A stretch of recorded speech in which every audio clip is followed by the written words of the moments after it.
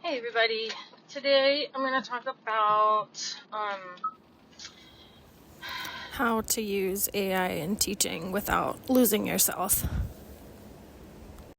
um and so basically I just want you to be, if you're new to AI as a concept, you might be freaked out based on things that you've heard or news articles you've seen about people abusing it, and that's valid for some people, but you and I know better, right? And so I feel like the people that are concerned about how to use AI without losing themselves or, staying true to themselves, staying true to their students, staying true to what it is to be a teacher, those are not really the people that are going to be using it, poorly or without judgment. So I just want to reassure you. But there are some things that you can do, to give yourself some guardrails to think about to make sure that you are doing right by your students and right by yourself, especially if you are a teacher with ADHD or autism or sensory processing disorder or, different learning differences, or if you consider yourself disabled in any way related to those things. I think that AI is very, very valuable because it can help you really get over that blank page freeze that a lot of us go through. I'm not actually in the classroom now, but I still feel like I'm a teacher, and I'm teaching you guys, how to create systems and things, and giving you resources and community to help make your job more enjoyable, and or to show you options if you did decide that you wanted to leave the classroom. But I know that if I had these kinds of tools at my disposal earlier in my career, and knowing what I know now, those tools would have definitely helped save me some stress and maybe made me feel like I could last longer in the career. But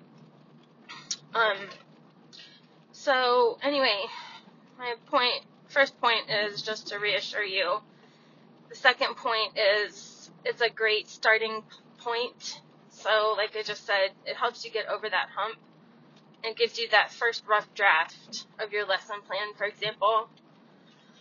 And then from there, you do want to remember that it is just a first rough draft. I know sometimes it's easy to forget, or we get in this idea of like, oh, well, the AI knows better than me, or, things like that. And it doesn't necessarily, and it does make mistakes. And it doesn't know you, your preferences, your needs, your students' needs, their preferences. So, you still have to filter it through all of that. And so you do need to, once you get that first rough draft, go back and forth a little bit with your AI, and tweak it yourself as well until it feels right, because you'll get to a point where it feels right, and that's the point that you want to be using your lesson. Don't just crank something out, and then use it and then be surprised if there's inaccurate information or biased information or things like that. Which I know that's also hard, to give yourself that extra time to go through it, especially if you have one of the conditions I just mentioned. But it is actually incredibly important that you do it, even if it's just like a once over, so that you can at the very least catch those egregious errors, excuse me, and then omit them in your verbal delivery, for example. You know, if you feel comfortable with like kind of like winging it, quote unquote, or improvising a little bit on the fly, just go over it and make sure that you're aware of those things that you will need to skip or change. And then the other point I want to mention is that you are still you. You are always going to be you, even if you're using these helpful, incredibly amazing tools, in my opinion. That's not going to change who you are. Your students are still going to be taught by you. They're, you know, not going to really know the difference, depending on what you're doing with it. But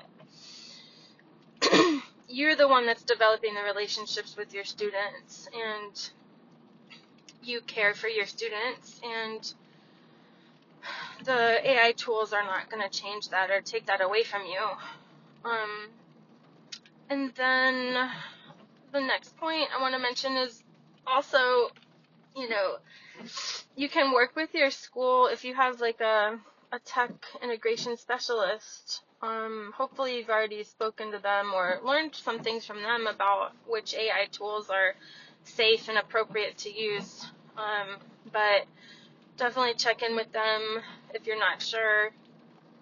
Always check in with your district, your principal, your director, whoever it is, and make sure that you have permission, because there are, in general, you know, there are apps that protect student data better than others. And so if you're using AI, I would just be careful about what data you're feeding it. Just want to make sure that, you know, that data stays private, of course. But also along with that, if your students are mature enough to understand, you know, upper elementary perhaps, and older than that, excuse me, you can definitely work in some AI basic lessons. Again, I would suggest working with your integration specialist, but, you know, teach your students what to look for if they're using an AI tool for a certain purpose, that's related to something you're teaching. So, you know, you can teach them some of these things that we're talking about so that they are also prepared to think critically as they become older and become more independent learners and citizen members, so that, you know, they don't just wander through life and believe, you know, everything they hear that's coming from their AI. And let's see, those are the main points. I just want you to think about using AI like any other tool. You know, it's a tool that's going to help you save your emotional and mental bandwidth. Again, like I said, especially if you have ADHD or autism or both, or any number of things. If you have chronic illness, if you're taking care of a sick family member, you know, all of these things, they all zap our energy. And so if you have a tool that can help you save a little bit of energy, and that you can use that other energy that you have to connect with your students, I mean, that's obviously worth it, don't you think? Like, there's no reason to be suffering for something that is really not necessary to suffer for. You know what I mean? Also, you want to have a clear idea in your head about your boundaries. You know, if you want to use it to help write feedback, you can. I know that Brisk AI has a really cool way to help with that. Or you might decide that you don't feel comfortable with that. So just become clear in your head. Like, do you want it to help you create assessments, or do you want to make those yourself? You know, that kind of thing. So just get clear as you go. You'll learn more about what you're comfortable with and what you're not comfortable with. And so the bottom line is, you know, This is a tool. Use it wisely, but definitely use it, people. Come on. I mean, let's get real, right? So with that, I hope that helps you get some ideas about how to use AI in your lesson planning without feeling like you're losing yourself. Alrighty, take care. Bye-bye.